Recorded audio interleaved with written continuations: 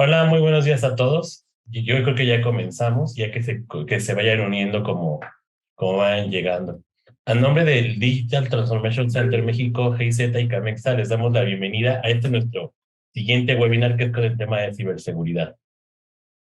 Agradecemos a todos los que han estado continuamente en los webinars y a los que se unen, porque ya tenemos socios de Camexa y diferentes medios de los por los que se han unido a través de estos webinars que han sido de mucho éxito y de mucha importancia para todas nuestras pymes. Me da mucho gusto presentar a Rolando López. Él cuenta con 24 años de experiencia justamente asesorando pymes en temas de ciberseguridad y todo lo que tiene que ver con IT. Él también forma parte de la planta de expertos que están desarrollando el curso que desarrollaron el curso de Atin al que ustedes van a tener acceso. Pues muy buenos días, Rolando. Hola, muy buenos días, Gabriel. Buenos días a todos. Y si estamos listos, empezamos. Perfecto, muchas gracias. Gracias.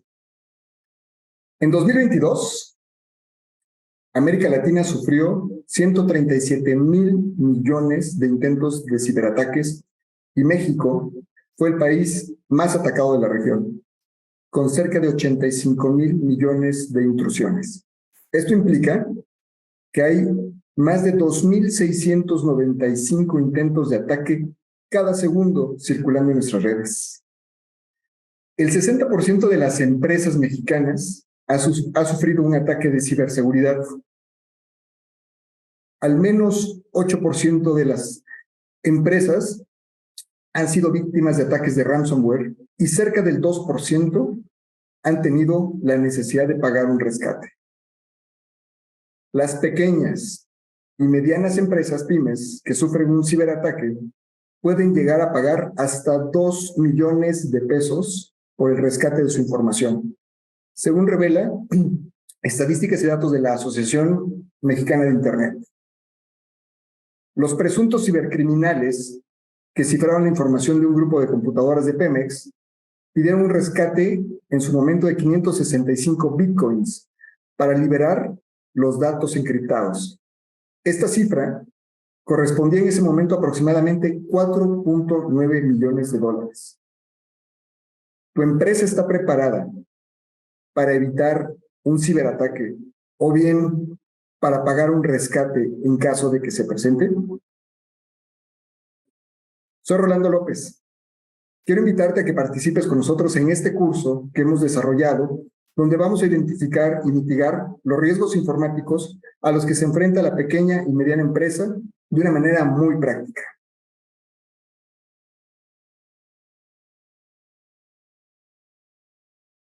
Pareciera que las pymes no representamos un botín atractivo para los hackers. Sin embargo, somos el sector más vulnerable que hay a nivel internacional respecto a los ciberataques. No hay que quitar de la atención que en México las pymes representan el 70% del empleo formal y además el 52% del PIB. Ahora, ustedes me preguntarán, ¿esto qué tiene que ver con la digitalización y la transformación hacia la digitalización de las empresas y la sostenibilidad? Bueno, la sostenibilidad y la ciberseguridad están estrechamente relacionadas para una pyme porque ambas áreas son fundamentales para mantener aspectos muy sencillos que terminan en cosas como una reputación sólida, lograr una eficiencia operativa, reducir los costos y cumplir con regulaciones internacionales. Lo anterior fomenta la competitividad y nos posiciona en un entorno globalizado. Un ejemplo, además, de cómo se vincula la sostenibilidad y la ciberseguridad de una manera realista, empieza concientizándonos de que la importancia y de la implantación de los procesos digitalizados fomenta la productividad. Esto reduce el gasto en materiales físicos, nos da indicadores clave para medir nuestros logros, evita los reprocesamientos que implican los gastos energéticos que al final del día nos permiten aumentar las utilidades en un mundo donde los márgenes de los negocios son cada vez más pequeños y pueden ser la diferencia entre mantener nuestro negocio o arriesgar nuestra inversión. En este slide están ustedes viendo algunos elementos que vamos a atacar en este curso al cual estamos invitando a participar. Todos nuestros negocios y nuestras empresas pertenecen a una cadena productiva, donde seguramente algún eslabón con tus proveedores o clientes son internacionales, y en estos casos se vuelve obligatorio un plan de ciberseguridad. Existen estándares a nivel internacional sobre el tratamiento de los datos que debemos de cumplir o por lo menos conocer. Sobre todo cuando tratamos con las empresas europeas, debemos de cumplir con una ley que ahí se llama General Data Protection Regulation o GDPR, si es que lo han escuchado por ahí. Así como nosotros en México tenemos la Ley de Protección de Datos Personales en posesión de los particulares. ¿Les suena familiar esa ley? Bueno, ¿sabían que debemos cumplirla y que todos deberíamos de tener un aviso de privacidad? No. Bueno, te daré un ejemplo de qué implica si nosotros no cumplimos con esto.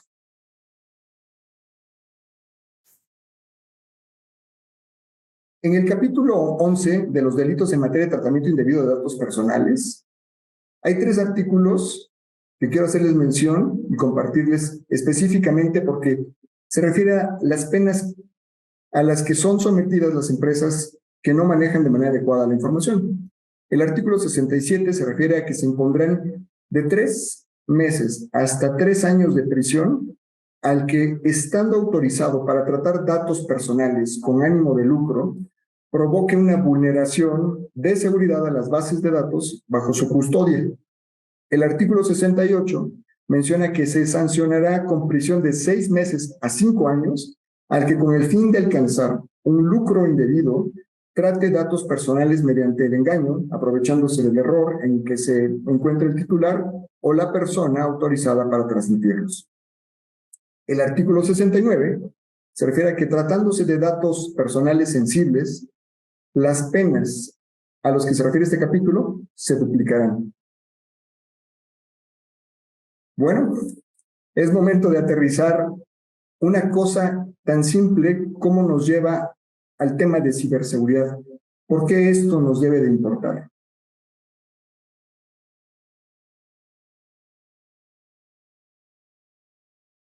De acuerdo con esta ley, todos los que manejamos datos personales como el nombre, el domicilio, la fecha de nacimiento, un correo electrónico, la CURP, el sueldo, el sexo de una persona, la religión, inclusive el estado de salud, están reconocidos como datos sensibles y datos personales.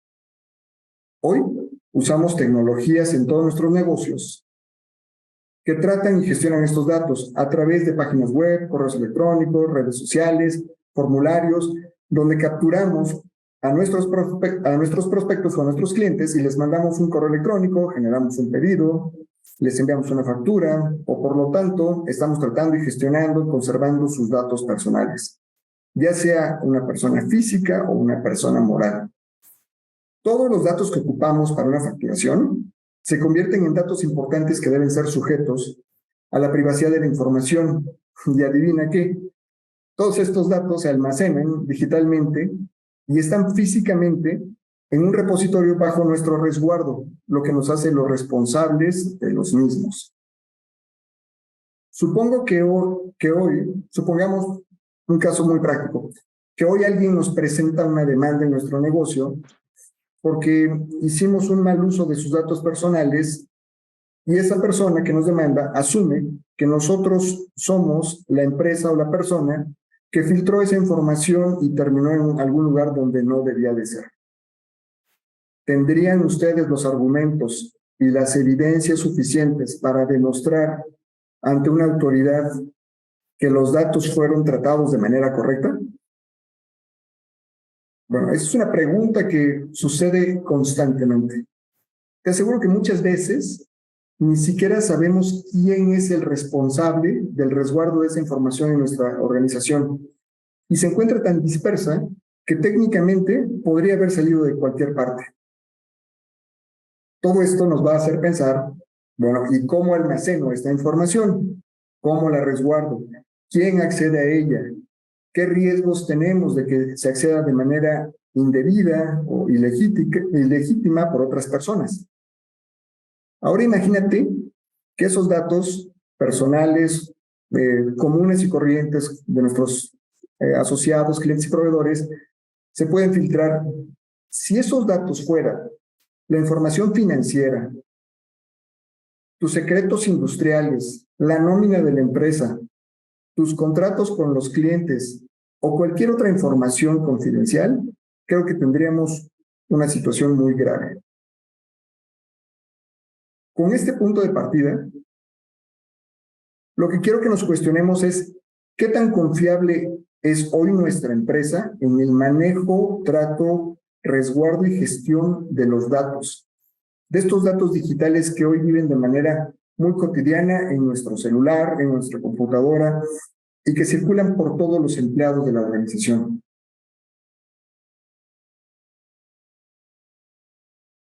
Algunas de las cosas que vamos a ver también en este curso es de manera aterrizada los riesgos a los que nos enfrentamos.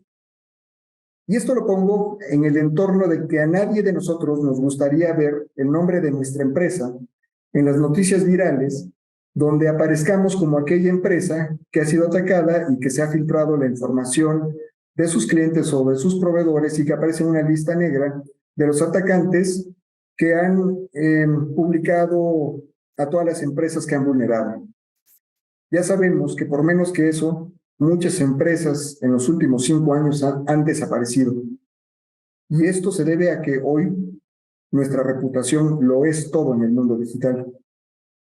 Si los consumidores te califican mal, si tus proveedores no confían en tus procesos, pero sobre todo si los datos que almacenas no son seguros, nadie va a confiar en nuestro negocio. En este curso te vamos a llevar de la mano para hacer un diagnóstico de la empresa. Te diremos qué está pasando hoy en México respecto a la seguridad, como algunos de los datos que acabamos de compartir. También cuáles son los aspectos legales que debemos de conocer, de cubrir y de atender para todo tipo de segmentos de pymes. Los riesgos que además podemos correr, como los que estás viendo ahora. ¿Cuáles son las acciones que debemos de tomar? Y ya sea que usemos solamente una página web, un correo electrónico o simplemente tengamos alguna información compartida en la nube, tratar toda la información de la cual nosotros somos responsables como un activo valioso. En el mundo digital, todo es susceptible a ser atacado. No hay una plataforma 100% segura, ni de CRM, ni de ERP o de algún software de diseño, de creación, de contenidos. Y tenemos muchas vulnerabilidades que debemos de atender. Existen hoy herramientas que queremos poner a tu disposición, acercarte para que las conozcas e implementar un plan de seguridad. Tendremos además en este curso las voces directamente de los fabricantes. En este ejercicio hicimos una entrevista directamente con los gerentes y directores de las áreas de Latinoamérica, en donde de los fabricantes de empresas de ciberseguridad, donde nos dan su opinión y recomendaciones de cómo identificar, qué hacer, por dónde empezar y qué es lo que debemos de cubrir. Entonces, no solamente es la opinión de un servidor, sino además la experiencia concentrada de un conjunto de expertos que están opinando y dándote las mejores prácticas aterrizadas a la pyme para darte una mayor visión global de la ciberseguridad implementada a tu negocio. La vulnerabilidad de las empresas siempre está en los puntos más frágiles de la cadena. Y esto es lo que tenemos que analizar desde el principio, viendo los procesos de la organización. Nosotros los vamos a atender y analizar desde la infraestructura de red, los procesos que tiene la organización, los activos informáticos y las amenazas posibles a las que te puedes enfrentar. Y en este slide precisamente mencionamos algunos de los elementos que todo mundo tenemos y que representan una posibilidad de amenaza ante la cual tenemos un riesgo que debemos de tener un plan de acción, obviamente un plan de contingencia para reaccionar en caso de incidente y desarrollar un plan de continuidad, que son parte de las palabras clave de lo que vamos a desarrollar en este curso. En este curso, además, tendremos cómo elaborar una guía muy práctica para elaborar ese plan de reacción ante siniestros informáticos, identificar cuáles son los elementos que debes de cuidar, diciéndote desde la experiencia acumulada de más de 24 años en la consultoría de los servicios informáticos, ¿para qué te puede servir un plan de ciberseguridad y que lo lleves de manera correcta en una implementación a medida de tus posibilidades? Pero sobre todo con un panorama y una visión de la importancia del cumplimiento de los mismos, como un requisito indispensable hoy en día, porque de no cumplirlos, el negocio que tú hoy tienes puede verse amenazado y de la noche a la mañana digitalmente desaparecer.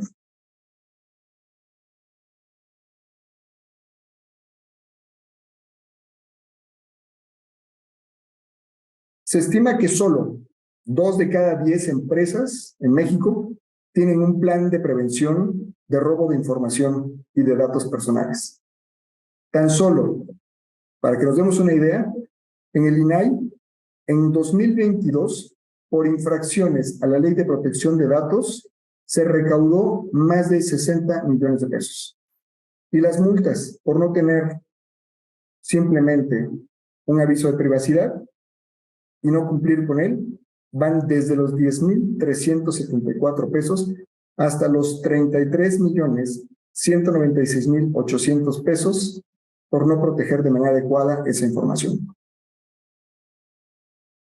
Te invito a que te unas a este grupo de expertos, conoce nuestras recomendaciones, conoce las mejores prácticas que te van a permitir competir con tus productos en el mundo digital de una manera segura y que te van a permitir ser más exitoso que tu competencia. Mi nombre es Rolando López, te invito al curso de Transformación Digital Sustentable y desde el mundo de la ciberseguridad te llevaré de la mano a protegerte contra las amenazas y los ataques de una manera muy fácil de entender. Muchas gracias y quiero agradecer a la Cámara, a GIZ y a las asociaciones que están involucradas en todo esto, que me permitan también escucharlos y que me permitan entender sus necesidades, sus dudas y en la medida de lo posible, con el tiempo que tengamos, resolver algunas de ellas. Adelante.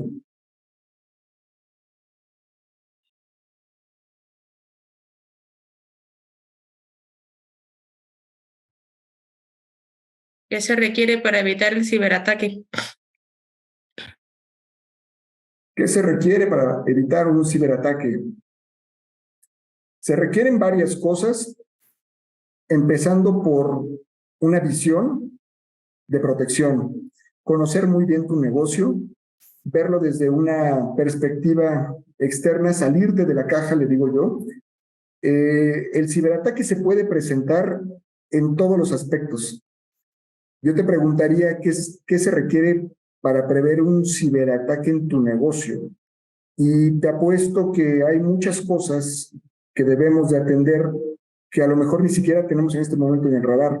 En el momento que tú le das una computadora que compraste en una tienda departamental a un usuario y no sabes si le instaló los juegos para sus hijos y le das acceso a tu red, estás permitiendo que sea un punto de vulnerabilidad que llegue a la información de tu empresa. Se requiere entonces una visión de seguridad, se requieren herramientas de seguridad y hay varias capas en las cuales podemos proteger nuestra infraestructura. Tenemos que ver esto como un organismo, como un sistema. Cuando hablamos de ciberseguridad es como cuando te dicen qué se requiere para no ser asaltado en la calle. Bueno, Puedes hablar de no ser ostentoso, puedes hablar de no mostrar las joyas, de un montón de cosas más. Sin embargo, no, eso no te va a impedir que siendo lo menos ostentoso posible, sea susceptible a que alguien se presente frente a ti y te quiera salvar. Todos manejamos datos importantes y que son valiosos, así sea una factura, una tarjeta de crédito, la tuya propia. Entonces, esa información vive en tu celular, vive en tu computadora. Se requiere una cultura para evitar que esa tarjeta no le hayas tomado una foto y la dejes abierta en tu celular. Se requiere mucha educación al respecto y sobre todo la visión de proteger, identificar qué dato es confidencial, qué dato es importante, y en el momento que un dato pasa por tus manos, poderlo clasificar en al menos 3 categorías. Esto puede ser público, esto es privado y esto es confidencial. Todo lo que pueda ser público, igual lo pones en un repositorio, todo lo que pueda ser privado y lo que es confidencial, le pones mecanismos y candados de seguridad digital, pero que sea todas las personas que acceden a esa información a todos los niveles, que cumplan con eso, esa cadena de custodia de esa información.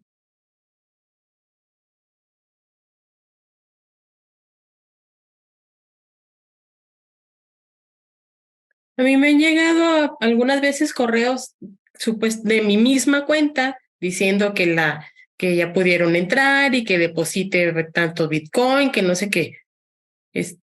Claro que no deposito nada y lo que hago es pues cambiar mi contraseña al correo, pero no sé qué tanto más se puede hacer.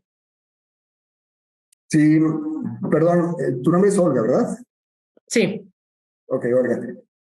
Así como Olga está participando y tiene esta duda, me gustaría que todos los que nos dé tiempo, que podamos platicar, expresen algunas de las cosas a las que nos topamos todos los días. Esto, Olga, es algo que vivimos todos los días. Nosotros somos proveedores de servicios de correo electrónico, integradores de sistemas de información, y lo vivimos todo el tiempo. Esto que tú estás experimentando y platicando es un ejemplo de un phishing, de un spyware, y lo que hacen es la suplantación de identidad.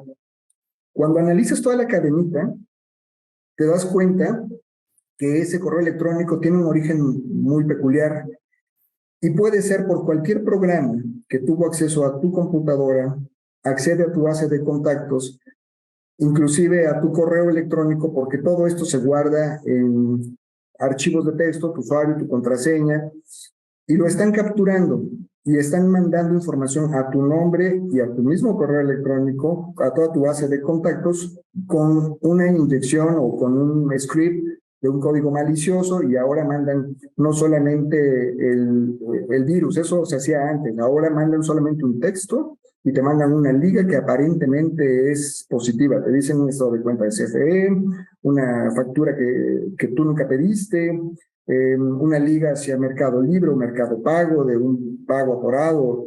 Hay muchas formas de hacer fraude, cada vez es más ingenioso. ¿Qué es lo que tendríamos que hacer?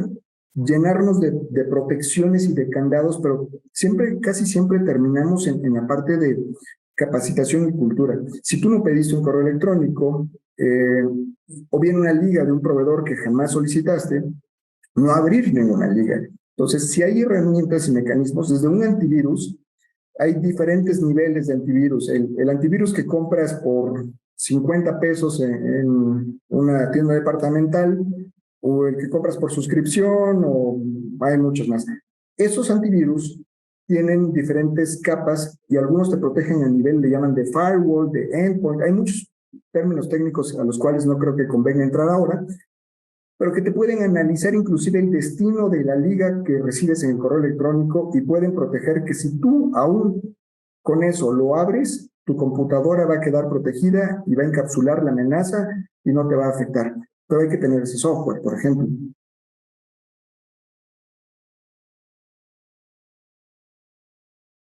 Sí, pues nosotros tenemos el Sophos y y pues lo corro y me sale que no hay nada, pero me siguen llegando Sí, esos correos.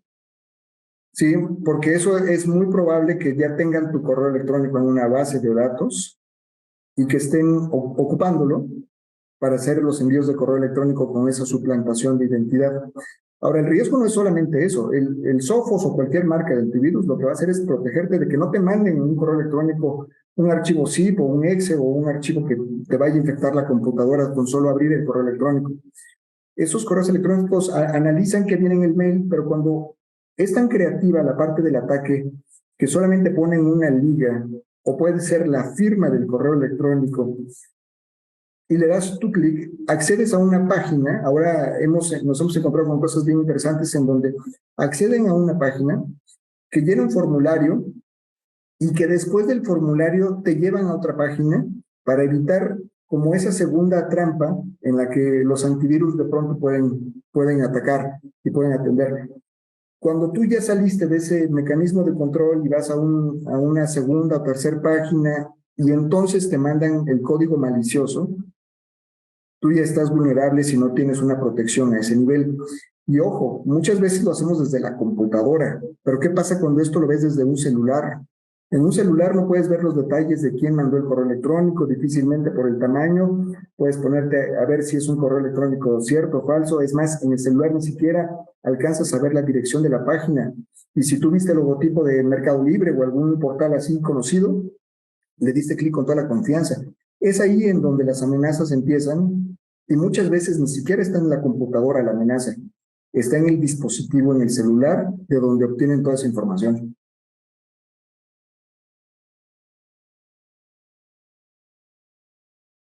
Ok, gracias.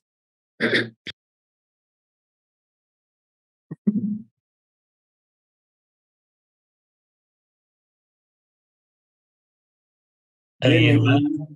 ¿Alguna Me otra imagino que deben pregunta? haber bastantes dudas al respecto. Es algo de lo que Buenos vivimos. días. Dígame. Sí, buenos días. Adelante, Edith. Sí, gracias. Mi nombre es Edith.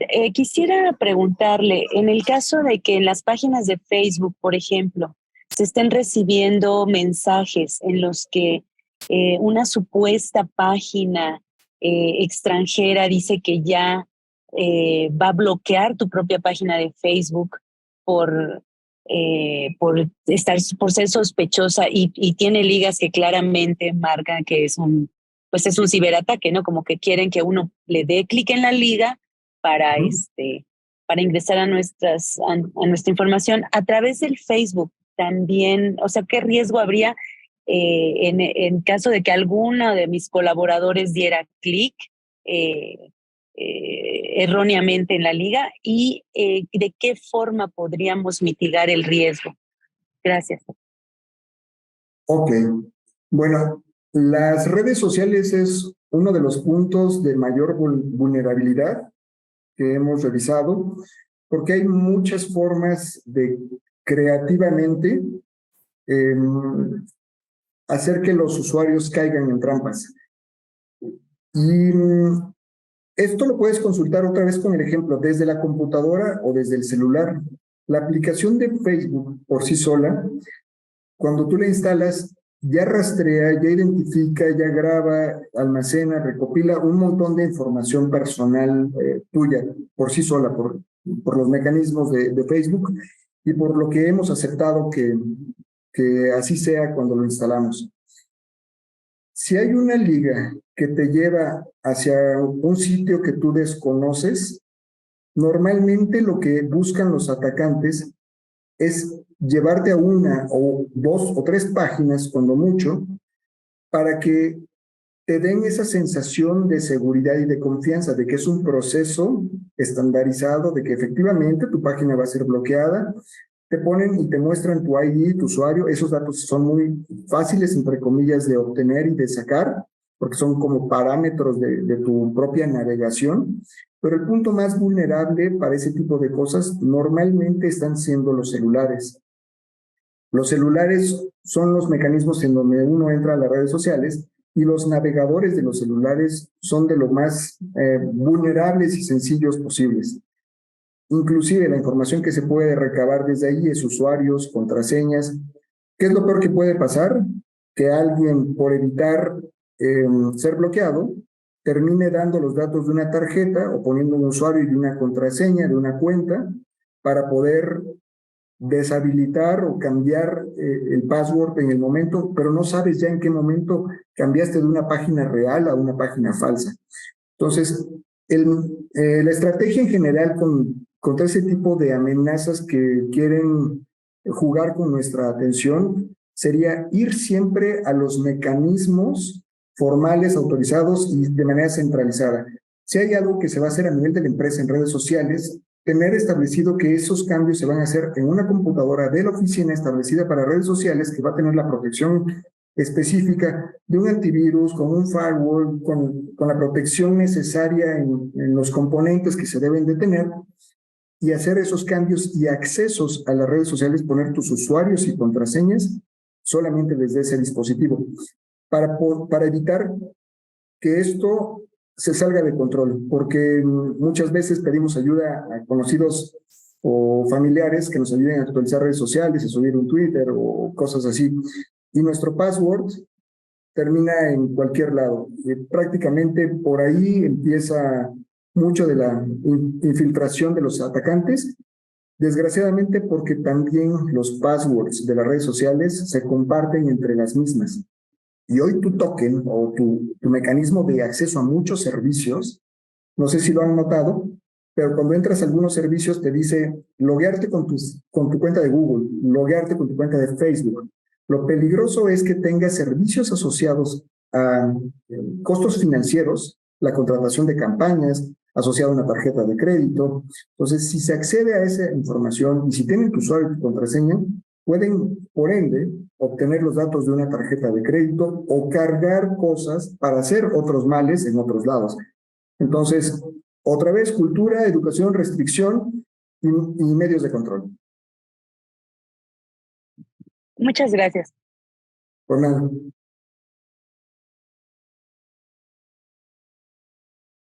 Buenos días, soy Maritere Ríos.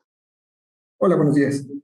Yo les quiero comentar que creo también somos vulnerables a través de estos medios que utilizamos para hacer cobros en nuestros negocios.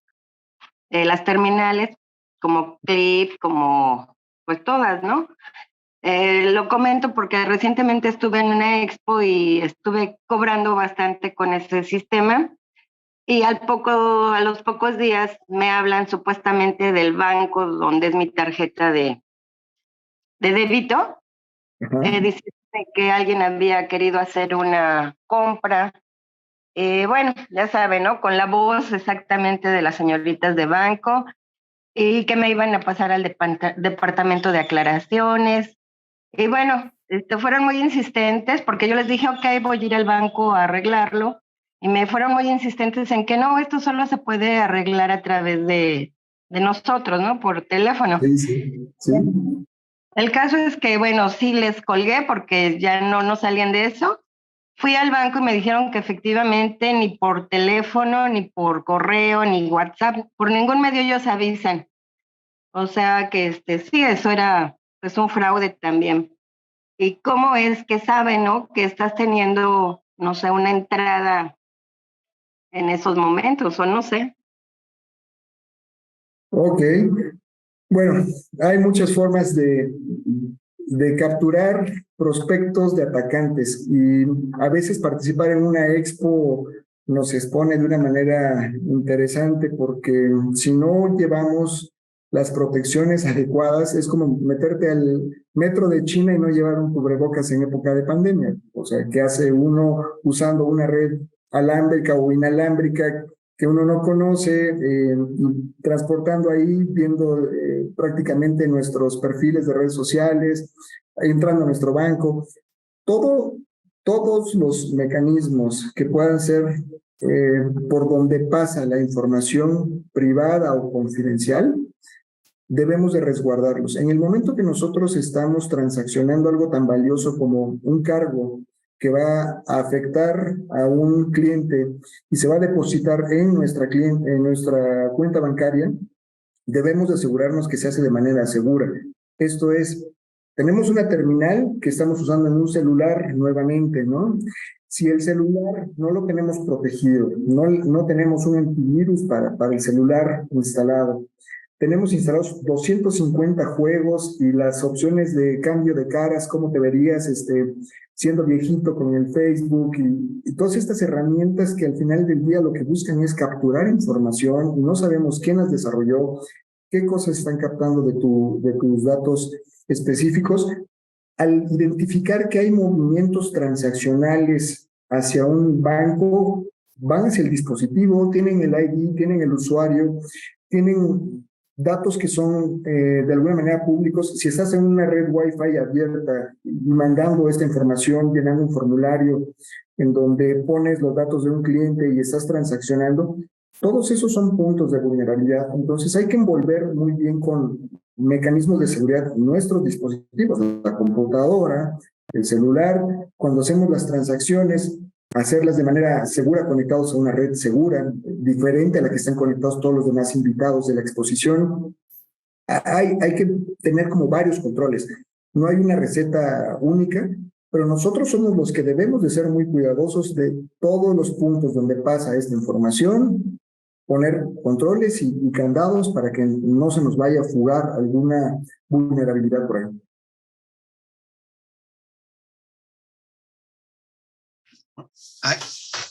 En esto se aplicaría usar solo la red del teléfono y red que no sea pública. De preferencia, sí. Gracias. Sí, definitivamente. Hay un concepto, yo no quiero ahondar en tecnicismos, pero hay un concepto que se llama VPN, una red privada virtual, que estableces tú desde donde sea que te conectes a Internet hacia tu oficina o hacia algún punto en específico y se va la información encriptada y de manera segura. Entonces, no importa que te conectes a una red pública, pues estableces en ese momento una red privada y todo lo que haces lo haces hasta tu oficina y desde ahí entras y sale la información. Todo lo demás lo ocupas como un medio de conexión. Ese tipo de software también, algunos antivirus ya lo incluyen como un plus, ¿no? Pero son mecanismos adicionales de seguridad. Gracias. A la orden.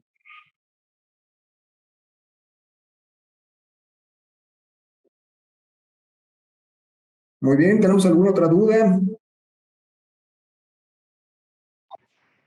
Buenos días. Buenos días. Espera mi cámara se quedó así.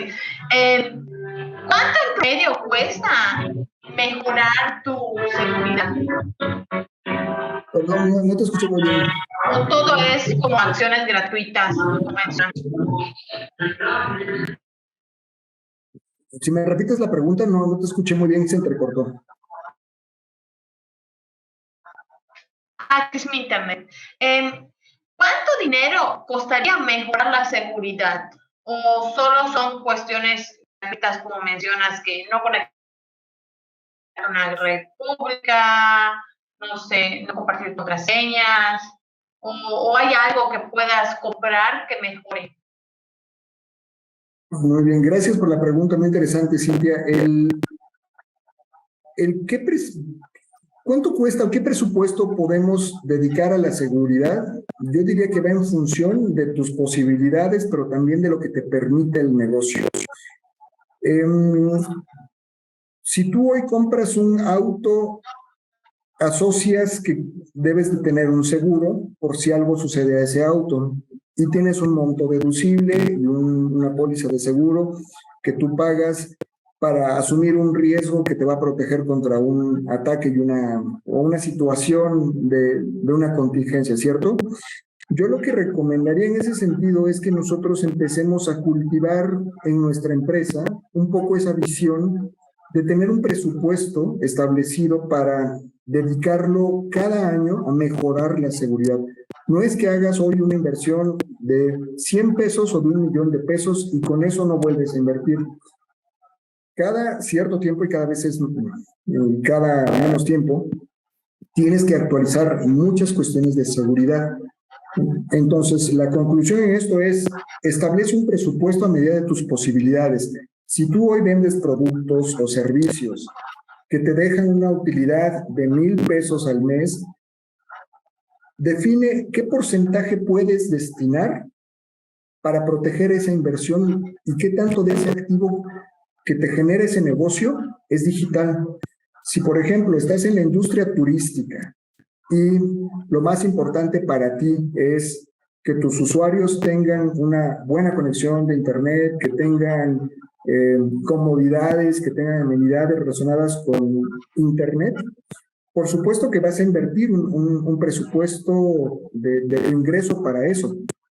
Esto es algo que debe de estar en las empresas presentes, un presupuesto en ciberseguridad que no debe de ser, yo creo, menor al 10%. En algunos casos hay empresas que establecen hasta el 25%, 30% de las utilidades o del ingreso destinado para esto, dependiendo de la criticidad. Hoy tener un antivirus, encuentras antivirus de 200 pesos al año y hay antivirus de 1,500 pesos al año. No significa que el de 1,500 te va a resolver absolutamente todo. Si tú sigues poniendo tu contraseña facilito 1, 2, 3, no hay antivirus que te vaya a proteger de eso. Hay que tener como la conciencia de estar cambiando contraseñas, de tener una política, de tener procesos de cómo vamos a resguardar esa información y evaluar muy bien el antivirus que necesitamos. Por ejemplo, si en tus computadoras todas usan equipos Mac, tal vez no sea indispensable que todas tengan un antivirus de 1,500 pesos, porque las amenazas son diferentes. Pero sí gastar esos 1,500 pesos como parte de una infraestructura, un presupuesto de seguridad, porque no solamente es el antivirus, hay firewalls, hay VPNs, hay redes que le puedes poner antenas con mayor seguridad, dividir tu red de invitados a la red de la administración, del hotel, del lugar en el que trabajas, lo que sea, vaya. Todo esto es destinar un presupuesto en medida de tus posibilidades. Y hay muchas cosas gratuitas como para ayudarte a ordenarlo, pero no confíes en lo gratuito. Por ejemplo, muchos de los clientes que nosotros atendemos por hacer una página web rápido ocupan WordPress, que es gratuito, y ya no le pagan a un diseñador o a un programador avanzado para hacer una página web. Y muchos de los módulos o componentes de esas páginas que hacen que tal vez tu animación o una imagen, un logotipo se mueva por la pantalla, le haga un efecto así, son efectos muy padres que alguien desarrolló y que te los regala, entre comillas, y al cabo de un tiempo se convierten en puertas, le llaman backdoors, en donde pueden entrar a tu servidor, obtener la información de todos los que se registraron en tus formularios y cosas así. Entonces, no todo lo gratuito, por más bonito que se vea, es bueno, y menos en seguridad. Prácticamente, si es gratuito en ciberseguridad, no es confiable, porque todo el mundo lo puede ver, ¿no? Muchas gracias. Por nada. Gracias. Buen día. Buen día. Una pregunta más, sí.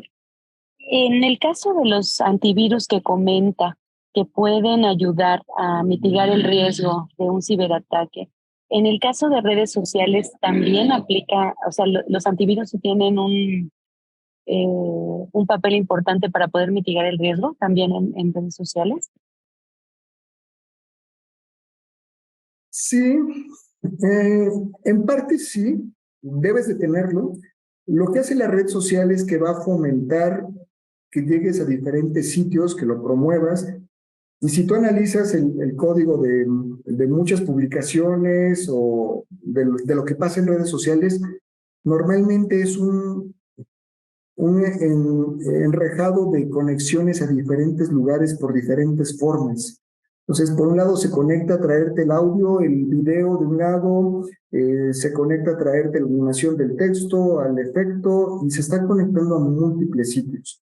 Un antivirus poderoso o un antivirus que sea de, digamos, amplio espectro, te va a analizar cada una de las conexiones que tu computadora haga y revisar cuál de ellas pueda traer una amenaza, porque en la medida que estás teniendo múltiples conexiones, el antivirus debería de analizar cada una de esas conexiones, el tráfico de lo que está pasando y qué es dañino y qué es malicioso. Entonces, algunos antivirus muy básicos solamente están diseñados para que cuando tú insertes una USB, detecte si viene un archivo de Word o un archivo de Excel dañado, trae un ejecutable y puede infectar tu máquina.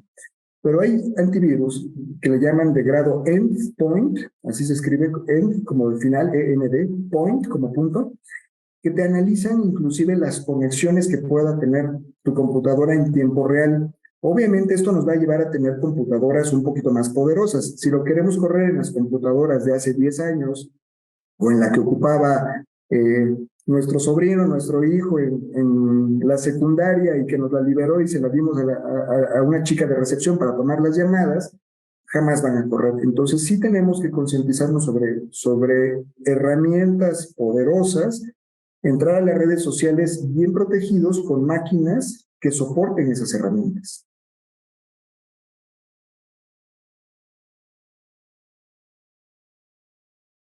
Gracias. A usted. Entonces, creo que es muy recomendable que si vamos a tener mucho volumen de compra, utilizar el equipo solo para el trabajo, no ponerle nada que vaya a facilitar la entrada de enemigos, ¿no? Ni juegos, y creo que tampoco a lo de redes sociales. O sea, como que se tiene que dividir mucho la parte de cómo comprar o cómo hacer la transacción a cómo llevar tu vida social y tu vida, toda tu vida, tu demás vida en otro punto, ¿no? Es correcto. Fíjate que lo que tocas es un tema que las empresas están analizando en este último año. Abar te llamas, ¿verdad? Sí, Abar. Muy bien. Esto le llaman redes híbridas. Hoy los conceptos de Microsoft, Cisco y los grandes empresas de tecnología, desde la época de la pandemia, estamos hablando prácticamente hace ya casi 4 años, empezamos a detectar que existe un entorno híbrido en donde tu dispositivo es multifuncional, porque es la computadora que te llevas al cibercafé o al Starbucks o al lugar donde vayas al café a conectarte, o que de pronto cuando viajas usas en el aeropuerto. Y también no solamente es la del trabajo, sino la personal, y de pronto ahí ves tus redes sociales y haces muchas funciones para aprovechar el dispositivo, porque los dispositivos son caros. O sea, una máquina que te ha costado 20 o 30 mil pesos, no puedes tener una solamente para el trabajo y otra para tu vida personal, pero sí es muy fácil o es muy apropiado tener como muy resguardado y segmentado el uso de la información confidencial. No quieres que una computadora que está siendo expuesta a diferentes amenazas, a una red Wi-Fi abierta o a una exposición, tenga la información de los estados de cuenta de tus clientes. Entonces, esa información hay que clasificarla y hay que ordenar cómo procesamos y cómo trabajamos con la información. Entonces, este esquema de las redes híbridas o de los dispositivos híbridos es algo que están analizando mucho, porque tu mecanismo de acceso al mundo muchas veces está en el celular, y lo que hacen ahora perdón, estas empresas es darte protección a nivel de celular, asegurarte que no vayas a entrar a amenazas, a sitios inseguros, pero sobre todo lo que va a ser más útil en las empresas, sobre todo en nosotros pymes, es que seamos los que establecemos la directriz de dónde se guarda la información y seamos los primeros que establezcan esos protocolos de resguardo de la información. Si vamos a tratar el tema de datos confidenciales, hay un lugar para esos datos confidenciales y no los voy a guardar en mi computadora, porque esta me la pueden robar en un estacionamiento, se puede caer, puedo perder esa información y pierdo la operación del negocio. Entonces hay un plan de recuperación de desastres, un plan de contingencias, pero esa información no exponerla. Entonces, ¿cuál es la mejor manera? Darle el mecanismo de todo lo que es confidencial va en este repositorio, y esta computadora que accede a información confidencial, no usarla para otros fines que sean vulnerables o expuestos a amenazas, de preferencia. Pues sí, porque ahorita también lo que se da mucho es que las empresas te dan tu máquina con un candadito de USB. Si no lo pones, no entras a trabajar en la empresa. Correcto. Ese candadito lo que hace es establecer una conexión de lo que hablamos, VPN, hacia la empresa. Entonces, si estás en tu casa, estás en un café o en algún lugar público, esa computadora, todo lo que vaya a hacer en Internet, realmente lo va a hacer desde la oficina como si estuvieras conectado ahí. Y solamente ocupas el Internet como un mecanismo de acceso a tu oficina. Y eso es un medio bastante confiable. Ahora, hay que ponerle los mecanismos para que si a ti te llega un correo electrónico con información confidencial a tu computadora, ¿se va a guardar o no se va a guardar en la máquina? Entonces, ahí empieza un poco el tema de establecer esa política. Si llega por un correo electrónico y tú tienes definido en la empresa que el correo electrónico se consulte en la nube, la información nunca baja a tu computadora. Pero si tú tienes la costumbre de descargarlo y ponerlo todo en el escritorio, ahí sí no hay mucho, ¿no? Claro. Gracias. Por nada, a la orden, Navarro. ¿Cómo andamos de tiempo, pues, Gabriel? Nos quedan 3 minutos para que te puedas despedir. Muy bien. Bueno, como han visto, este tema de ciberseguridad implica muchas cuestiones de educación, de cultura, de concientización. Es lo primero en lo que se trabaja a nivel corporativo de estas grandes empresas. Muchas ya han elaborado manuales que pueden encontrar en Internet. Si ustedes entran en las páginas de los antivirus, se van a encontrar manuales para cómo proteger la seguridad de una empresa, todos con una tendencia de alguna manera comercial, recomendando sus productos y sugiriendo que contrates los servicios. Antes de comprar cualquier producto, no creamos como en los comerciales que vimos en la tele, ¿no? Que ese producto es el producto maravilla y es el más vendido y entonces va a ser el efectivo. No hay un solo producto que nos, asegure la ciberseguridad en nuestra red. Y pensemos siempre en la red, no en una computadora, porque somos parte de un sistema, de un organismo de trabajo que comparte información. Y las amenazas y la información están dispersas. No solo en tu computadora, hay un servidor central, la computadora de la chica de recepción, quien nos ayuda con redes sociales. Terminamos mandando y compartiendo información normalmente de una manera muy confiada. Empecemos a pensar en establecer lugares apropiados para cada tipo de información. Encontremos qué información es confidencial, qué información es pública, qué información es privada, qué información es sensible y cuál es la información que no estamos dispuestos a perder. Y hagamos planes de contingencia, hagamos planes de recuperación de desastre. Hay muchas formas de atender esto. En este curso, precisamente, vamos a atacar un poco la visión de esa conciencia y cómo empezar a hacerlo. Si ustedes se inscriben en el curso, van a tener en los videos, en las entrevistas, una visión muy realista de las empresas que están metidas en esto y una evaluación y una guía de nuestro lado en qué debemos de hacer, cómo preparar nuestro plan de recuperación de desastres, un poquito a detalle lo que estamos platicando ahora y sobre todo el contacto para poder establecer una muy buena comunicación y de esa manera que ustedes estén protegidos y se sientan más seguros navegando en Internet. Muchas gracias. Muchas gracias a ti, Rolando. Muchas gracias a todos por participar. Nos da mucho gusto que hayan seguido esta serie de webinars. Nos vemos el próximo martes con el tema de marketing digital. También recordarles que en esta página de internet que les pongo estamos poniendo los webinars pasados. Por si no pudieron acceder, están muy interesantes. Y muchas gracias a todos por su tiempo.